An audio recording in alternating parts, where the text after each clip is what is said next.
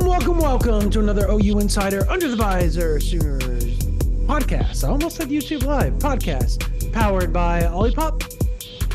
That's right, folks. Olipop's the soda that's good for you. Comes in 16 delicious flavors. Check them out at drinkolipop.com. There you go. Here's the deal. It's transfer portal season. So we're going to talk about transfer portal. We've talked about, obviously, JoJon Finley, Seth Luttrell being the co-OC, Seth Luttrell coaching the quarterbacks. JoJon sticking with the tight ends. Seth Luttrell is going to be the official play caller, but outside of that, it is going to be the two former Sooners players calling the plays for Oklahoma on offense. And if you want to go kind of break down the offense and what you might be seeing as far as some of the concepts you might see from Luttrell, go watch our guy, Brian Clinton. What's it called? Field Vision. Yeah. Field Vision. And I watched it this morning. Really good stuff. Brian does an awesome job with that stuff. Yeah. Awesome stuff. In fact, I was talking to the father of a recruit a while back who told me, yeah, we love watching Brian's videos. They apparently found the Field Vision series. I did not, to be honest, I did not even know that particular family kept up with our YouTube content. Apparently they do. They're like, oh yeah, we watch you guys all the time. Especially that Brian Clinton guy, man. That Field Vision series that he does is so good. Mm-hmm. Well, it is. And obviously they're going to keep a lot of the same concepts that, Jeff Lebby had, but they're going to add a lot of what JoJon and Seth Luttrell have learned and used over the years, whether, JoJon at Missouri with Josh Heupel, JoJon, obviously Mississippi, Ole Miss with Jeff Lebby, or Texas A&M with Derek Dooley, or Daryl Dickens, excuse me. Sorry. Daryl Dickey, yeah. Daryl Dickey, excuse me. And then obviously JoJon working under Muleshoe as well. So there is a lot of things that they can, I think the one thing that they both agree on and have worked under is how Josh Heupel does things. So I think you're going to see a lot of Josh Heupel, and I think you're probably going to see a lot of old school Kevin Wilson stuff too. You're going to see some of those concepts, and Chuck Long and Mangino. So they've learned from some aces, dude, as far as offense goes and how to attack defenses in a multitude of ways. What are we thinking on the retention of the jet sweep? I think you're going to see it. I don't think you're going to see it as proficiently as you once did. Everybody runs the jet sweep. That is true. BYU freaking killed Oklahoma State with the jet sweep in the first half. I'm curious, what are your thoughts on the RPO? The RPO is polarizing. Okay, so you and I have talked about this before, so you already know I have ideals on this.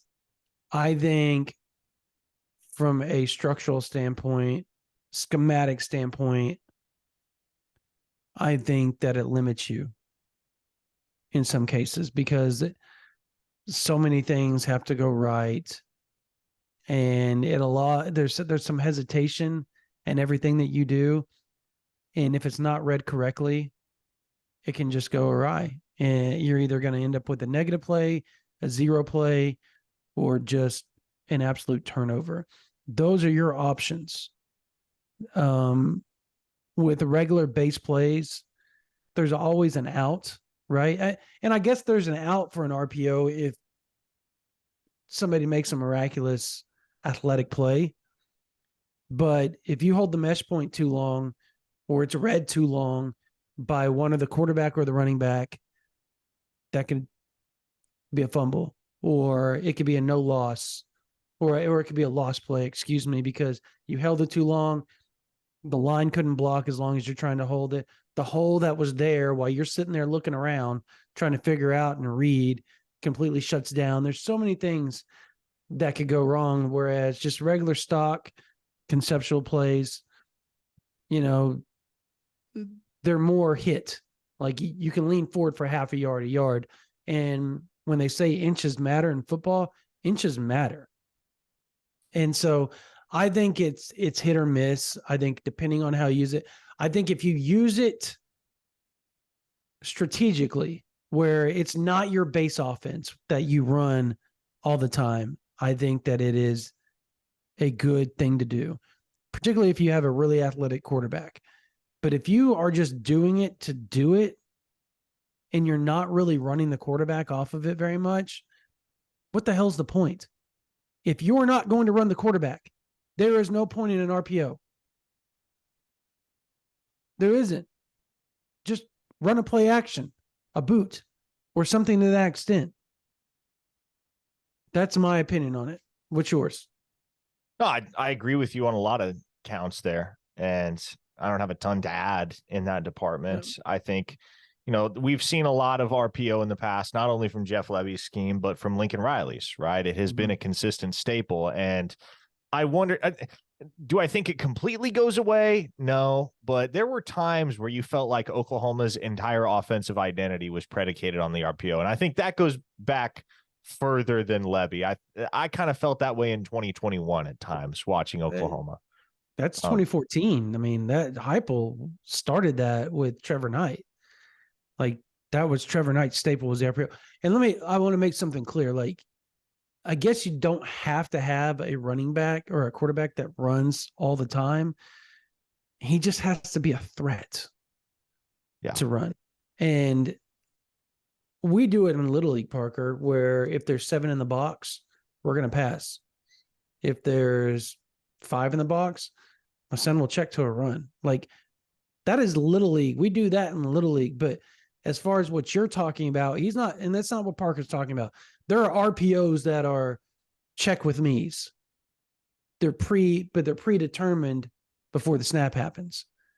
He's talking about post-snap RPOs where everybody's running a route and the quarterback has to read post-snap boxes, how many are in there, all that. And yeah, we even do some of that, but that it's very, very little because it is so hard to get it.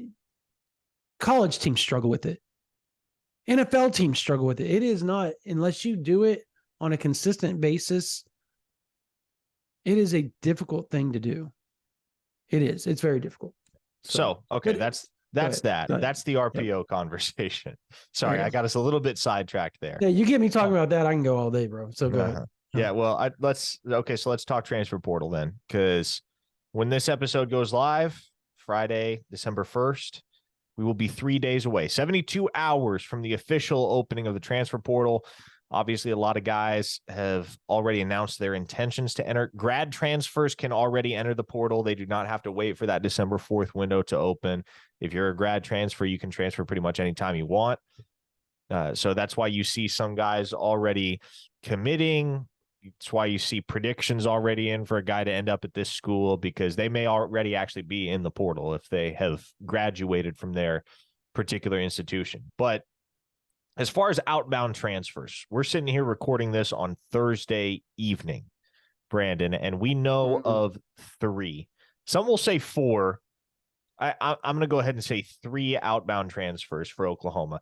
The first was Marcus Hicks. I kind of only halfway count him because he wasn't a member of the Oklahoma football program in 2023, although he had been in the past. But this week, you've had 3 guys announce their intentions to enter the portal. DJ Graham, Jason Llewellyn, and most recently, Tawee Walker. And this is something, Brandon, that's we had talked about back when Tawee Walker was serving his midseason suspension against UCF after he had that spat with DeMarco Murray. Like, a lot of people were kind of surprised, kind of shocked, kind of disappointed to see Tawee Walker hitting the portal. That was one of those things that was kind of bound to happen, because you have a situation like that with your position coach that obviously, I don't know if it creates tension of its own accord, but if there was already any pre-existing tension, it's only going to exacerbate it. And so you have that kind of clash in the backdrop of all of it. And also, you'd seen the Sooners continually promote walk-on guys to scholarship guys, i.e. Gavin Freeman. I'm trying to think who else. They gave one to Josh Plaster last spring, gave one to Pierce Hudgens, and there were several others too who are escaping me. But amidst all of that, Tawee Walker was one guy that was not on scholarship and continually was passed over and not extended a scholarship. And he's got a kid. He's native to the Vegas area. He was paying out-of-state tuition at Oklahoma. If we're looking at this from strictly a monetary standpoint, if you're evaluating Tawee Walker's decision to enter the portal based on what makes the most sense for him personally, not just football-wise, but personally, not that shocked to see him enter the transfer portal, because when you pay 2 years out-of-state tuition at a place like Oklahoma, financially, man, that's going to put you in a hole. And he did more than enough this past season at Oklahoma to go land a scholarship somewhere and compete for a starting job next season. So this is one that we very much expected. It does kind of hurt for Oklahoma because Tawee was a fun guy to watch, right? Bruising runner, very low to the ground, bouncy, never seemed to go down on first contact. Just an old school type of running back that so many folks had fun watching carry the football for Oklahoma. But given his personal circumstances, this is a portal entry that just makes a ton of sense, and probably one that Oklahoma wasn't going to be able to talk him out of unless they wanted to place him on scholarship, which might have stemmed the tide there. But then again, like, if you have that disagreement with your position coach in the background and there is any remaining tension there, and I would have to figure whether it was acknowledged or not, there probably was a little bit of that. If you know you can be a Power 5 scholarship running back anywhere you want, and potentially you have the opportunity to go back closer to home to play your final year of college football, this was always one that was going to make sense, and not that shocked to see Tawee Walker looking for a different scene with his fifth year. Look, I spoke to somebody right before we got on the podcast about that, and they were like, it almost became inevitable after the BYU game to Tawee Walker and his family, because it 2 or 3 games, you think, okay, we've seen that before where Oklahoma rides a running back for 2 or 3, and then they go back to a different running back. Well, Gavin Sawchuk, they didn't just ride Gavin Sawchuk. He was the guy back there on almost every snap. So it went from Tawee Walker looking like he was going to be the guy, gets hurt against Kansas, and then Sawchuk becomes a Sawchuk that we see now. Yeah, well, he had almost unstoppable. Walker had 23 carries in that game against Kansas before he left with the injury. That injury opened the door for Sawchuk to be the bell cow. And the final 4 games of the regular season, Tawee Walker carried the ball a total of 19 times. And we remarked on it after the BYU game. I think you're spot on, Brandon. The way that Gavin Sawchuk ran in that game, and Jeff Lebby mentioned it after the fact, he wasn't brought down on first contact all day. Gavin Sawchuk, with that speed he brings to the table, that open field ability, he had become, for Oklahoma, a souped-up version of what Tawee Walker was. Yeah. At a certain point in 2023. So at that point, it was pretty evident Walker wasn't going to start for Oklahoma if he came back in 2024. He could go start somewhere else. Yeah, and I think if you can get it scholarship money, and I think you can. Oh, he can. I think you do that. You go do it. That is ridiculous. Look, Oklahoma is probably going to go look in the portal now.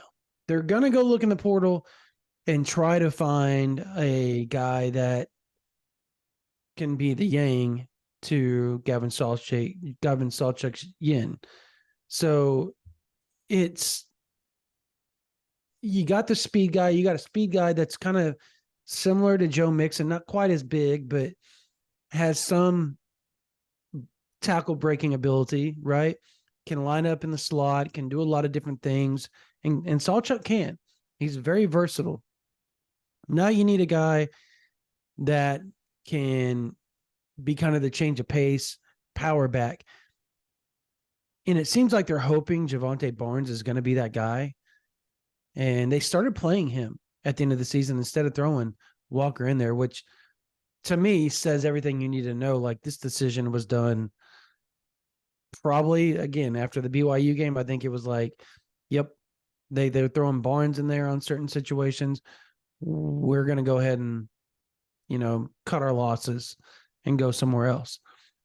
And I think it's a good move for Tawee. It sucks that Oklahoma loses a power back like him, because he truly was so hard to tackle at times. Like, he was like a pinball in there at times. And yep. And it was fun to watch. It was really fun to watch. And he got yards in critical situations that the other running backs probably couldn't at that time. And so I'll add this as well. If you know Tawee Walker's story, what he accomplished at Oklahoma is incredible.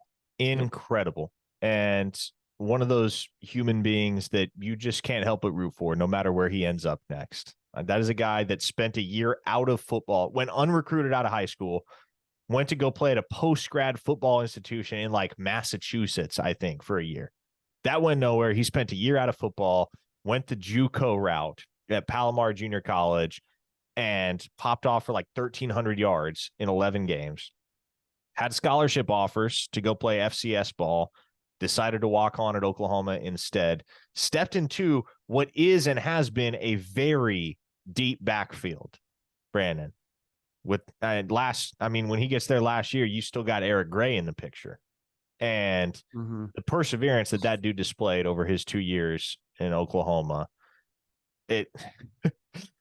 it's been as fun of a journey to watch for Tawee Walker as any sooner that I can recall. And maybe Drake Stoops is kind of the shining example of a guy that just has worked and worked and worked to get to where he is today. Maybe he is the cream of the crop in that capacity. But Tawee Walker had the deck stacked against him for a long, long time. And for him to get to where he was as Oklahoma's starting running back in 2023 is a testament to that perseverance of his. And I certainly wish him the best, no matter where he ends up playing ball next year.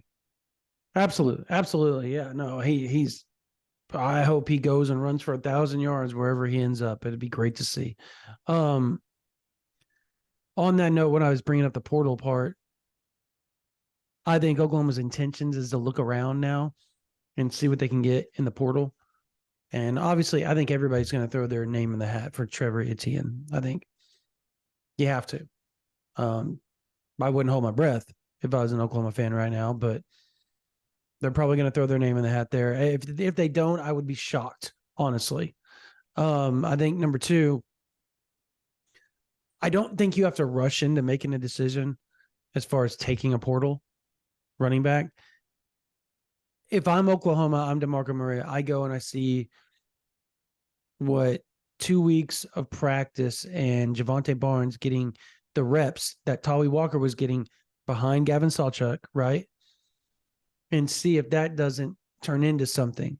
And if it does in the bowl game,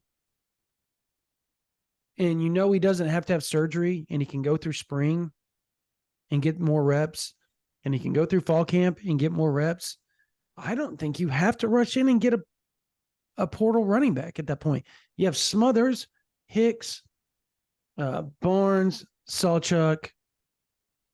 You have, trying to think of all the walk-ons. Gavin McCown, Emeka Megwa. Yep, Gavin McCown, Emeka Megwa. That's pretty much it, right? Yeah. That's it. Okay. And then you got Taylor Tatum and Xavier Robinson coming in. So essentially you got 9 guys in the room. Your change of pace back, if Javonte Barnes doesn't do it, probably is playing on Saturday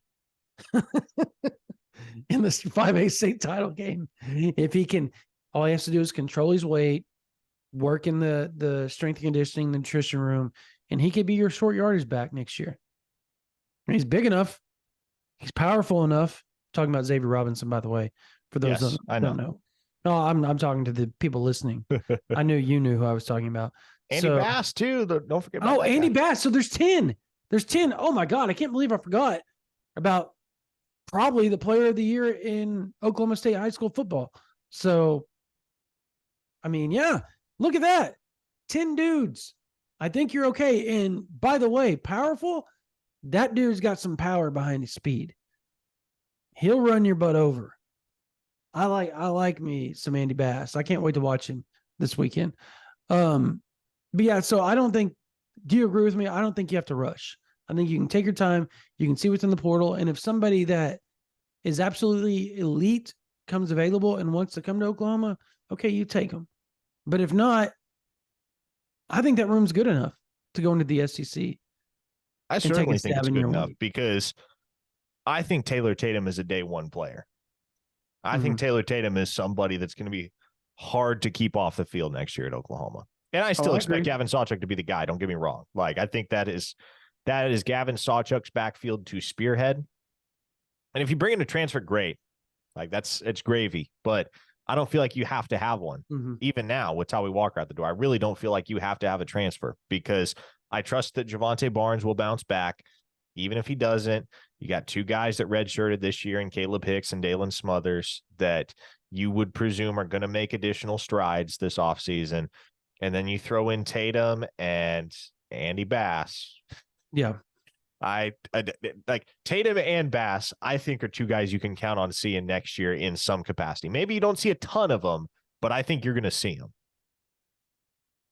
This episode of the OU Insider Under the Visor podcast is brought to you in part by Manscaped. Merry Ballsmas from our friends over at Manscaped. The holiday season is here and the perfect gift does exist. Manscaped's Performance Package 5.0 Ultra is the ultimate bundle for the man who deserves it all. The Lawnmower 5.0 Ultra Body Trimmer and the Weed Whacker 2.0 Nose and Ear Hair Trimmer feature proprietary advanced skin-safe technology to protect your delicate presence. Plus, both are waterproof, so there's no issue clearing the snow out of your driveway. And now that you've groomed the candy cane, it's time to make sure you don't smell like a reindeer with the Crop Soother Aftershave Lotion and Crop Preserver Anti-Chafe Ball Deodorant. Once they touch your sack, you'll never go back. And once you're done shaping up, it's only right you put your pants presents in the best wrapping of all, the Boxers 2.0. These are seriously the best boxers I've ever worn. So get 20% off and free shipping with the code OUInsider at manscaped.com. That's 20% off with free shipping at manscaped.com and use code OUInsider. Manscaped, get your jingle balls ready for the holidays. This episode of the OU Insider Under the Visor podcast is brought to you in part by Prize Picks. It's the largest daily fantasy sports platform in North America and the easiest and most exciting way to play DFS. It's just you against the numbers. Instead of battling thousands of other players, including pros and sharks, you pick more than or less than on 2 to 6 individual player stat projections and watch the winnings roll in. For instance, this weekend, the Broncos are going to need all the offense they can get to keep pace with the Houston Texans. I like former Sooner Marvin Mims to come up with a big play or two and end up with more than his projected receiving yards total. So you can play my entry or yours at prizepicks.com. Prize Picks is the most fun I've had, winning up to 25 times my money this football season. And now I can play during basketball season too. You just select 2 or more players, pick more or less on their projected stats, and place your entry. Want to play alongside some of Prize Picks' favorite players like rapper Meek Mill and comedian Andrew Schultz? You can now find community plays under the promos tab of the app to view entries from some of the biggest names in the Prize Picks community each week. So go to prizepicks.com/insider and use code INSIDER for a first deposit match up to $100. Again, that's prizepicks.com/insider and use code INSIDER for a first deposit match up to $100. Prize Picks, daily fantasy sports made easy. Source told you this morning, you reported on OU Insider, that wide receiver, taking a portal wide receiver, looks to be off the books, at least for now. Yeah. Unless somebody truly, truly elite comes available. Again, that's, I was told. Well, that and like, you know, like it has to be an elite guy.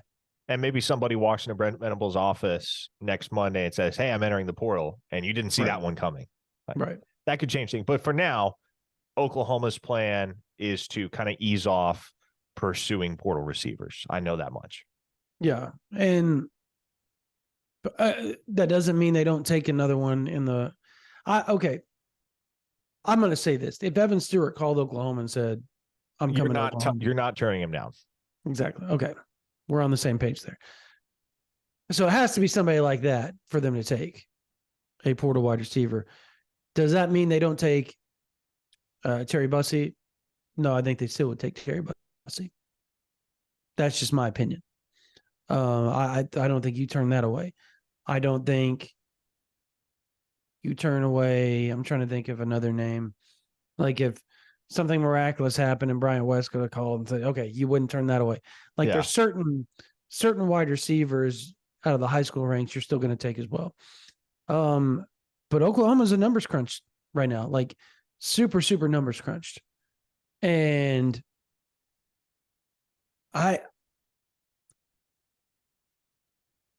everybody has like, there's a lot of fans that have like this false sense of ideal that Oklahoma's going to take, like multiple tight ends, and they're going to take like 5 offensive linemen, 3 defensive tackles, a corner or 2, and all this. Like they're in this mindset that Brent Venables is 2022 and 2023 cycles all over again.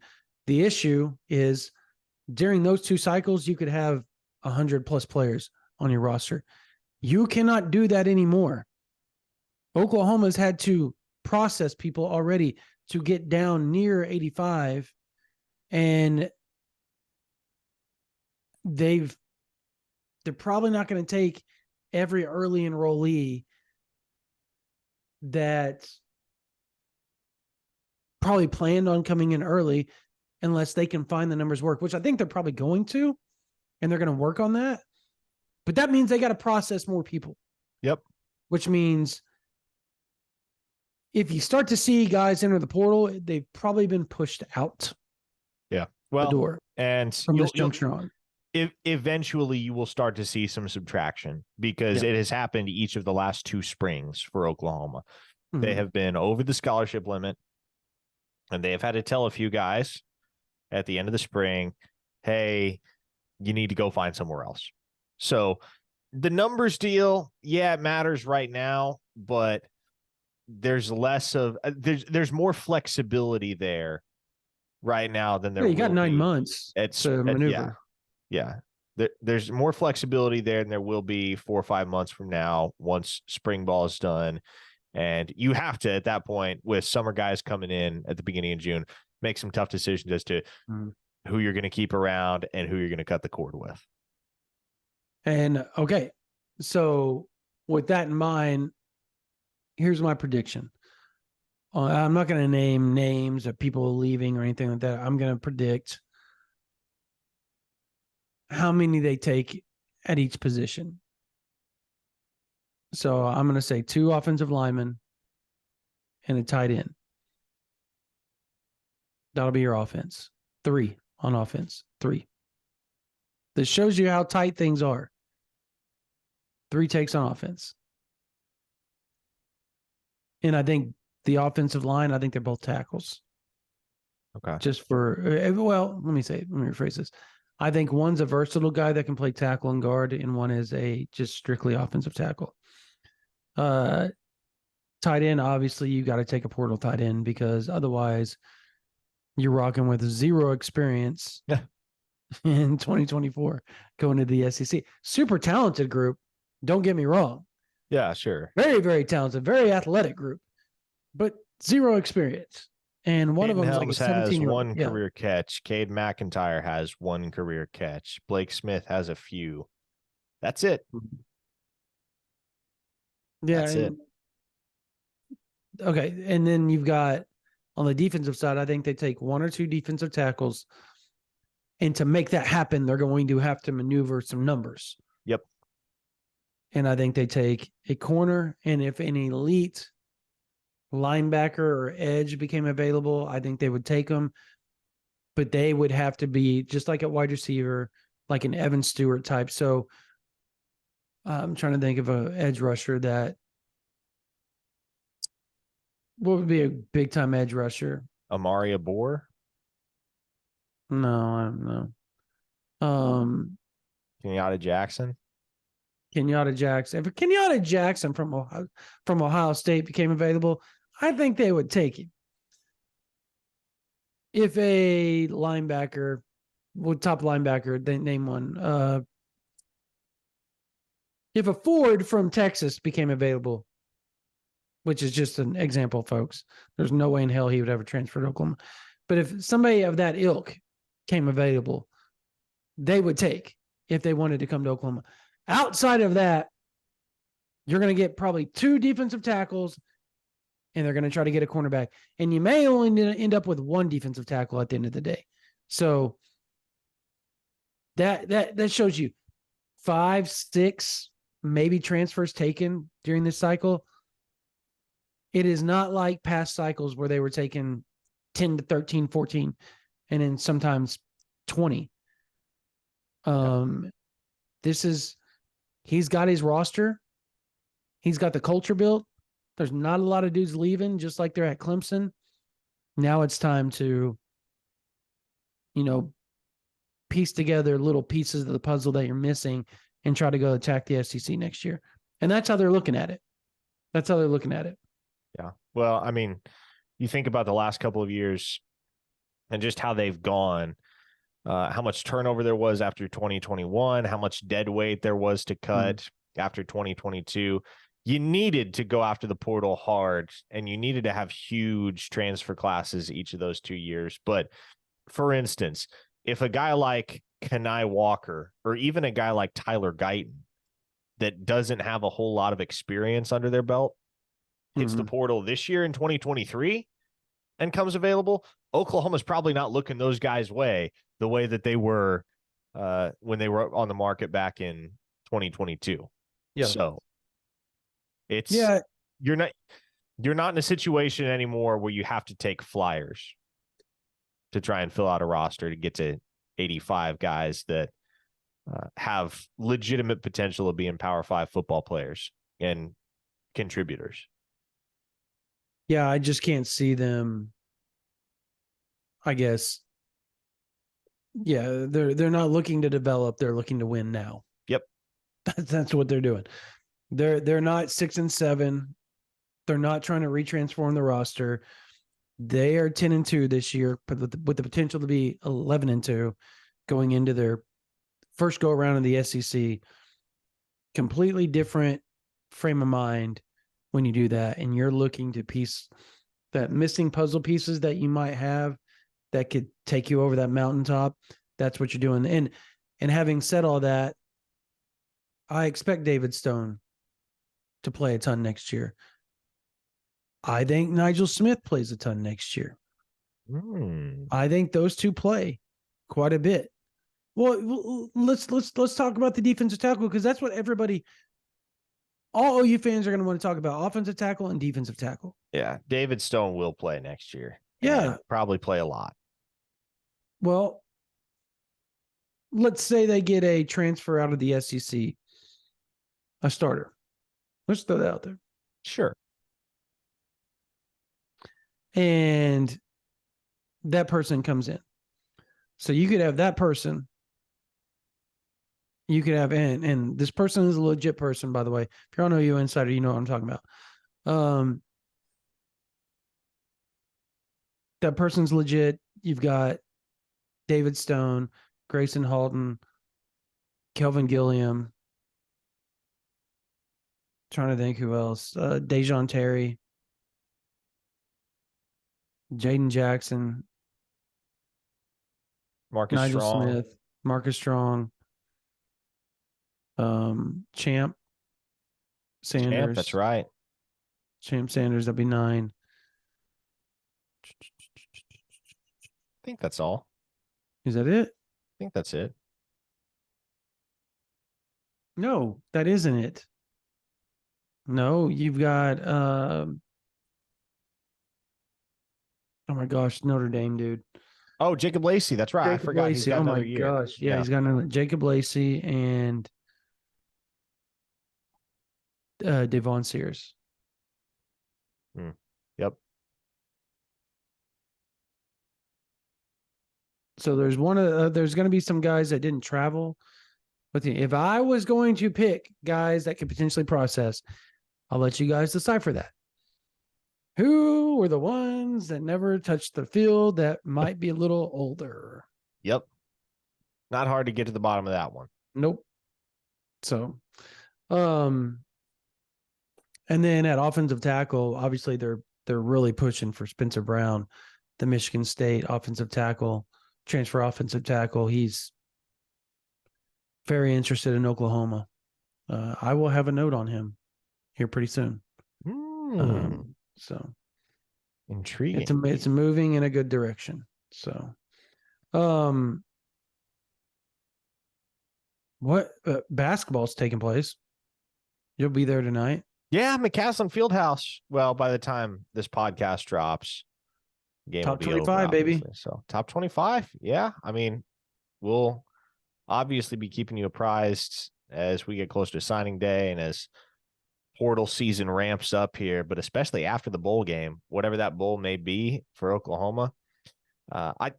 I tend to think this basketball team is still going to be in the top 25 at that point, and potentially much higher than that if they can keep this thing rolling. That's a good, that's an athletic looking team. And I know it's early.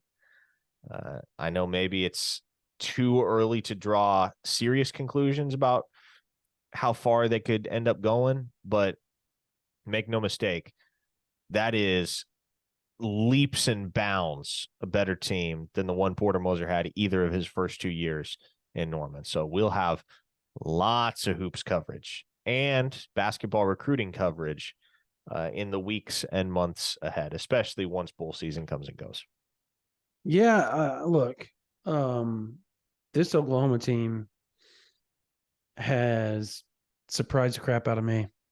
I'm not gonna lie. Like, I think Javion McCollum's a dude.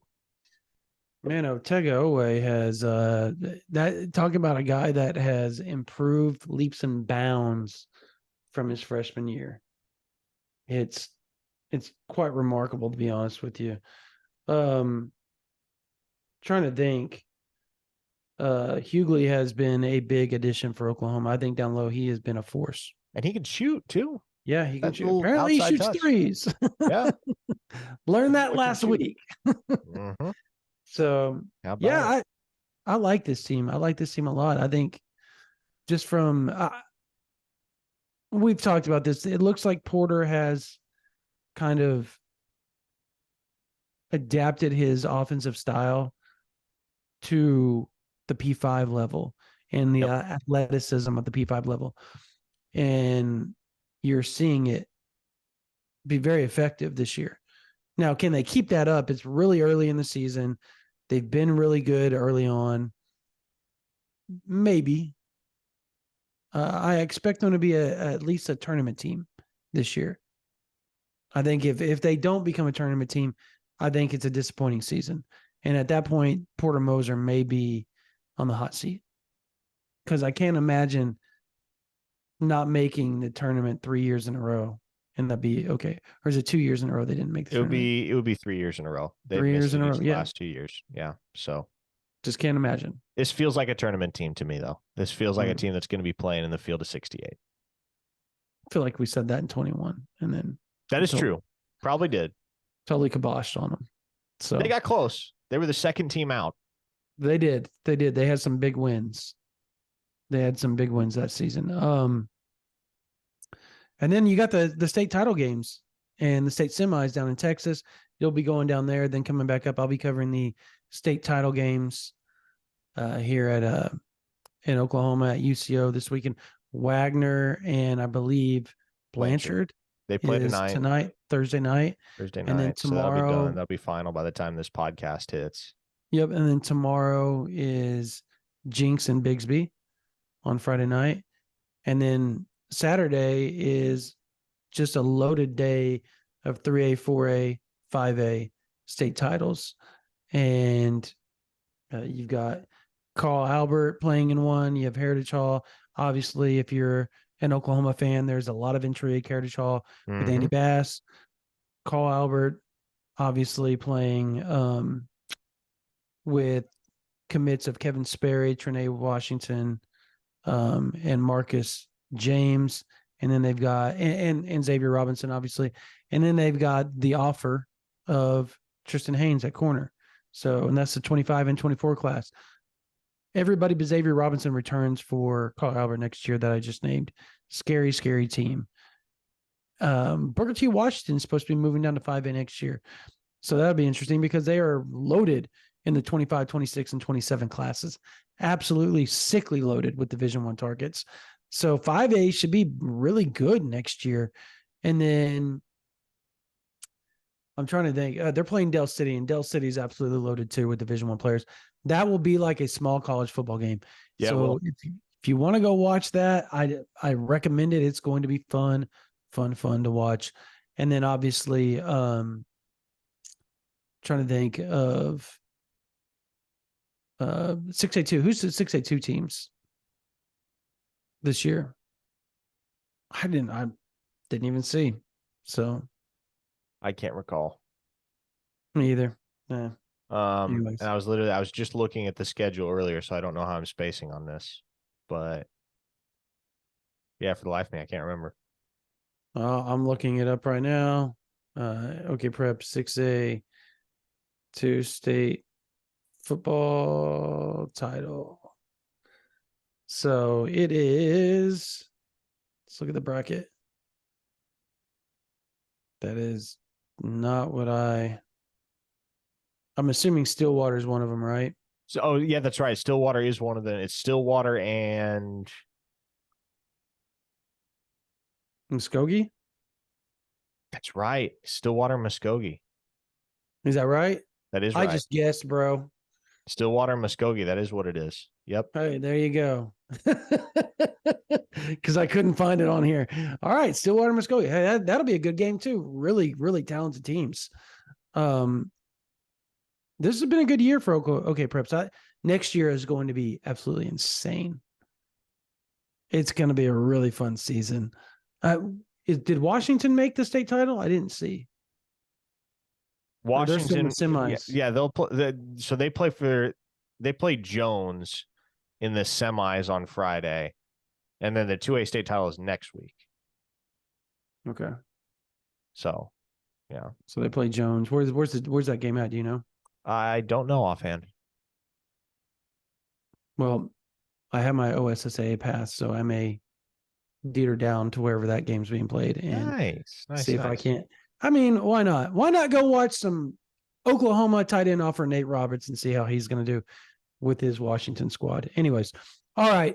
I think that's going to do it for this version of the OU Insider Under the Visor Sooners podcast. We have podcasted a ton for y'all this week. I mean, we have probably a total of 6, I believe, between us and Brian and Jesse. With the emergency podcast. Yeah, something like that. It's been a lot. Yeah. It's been a lot.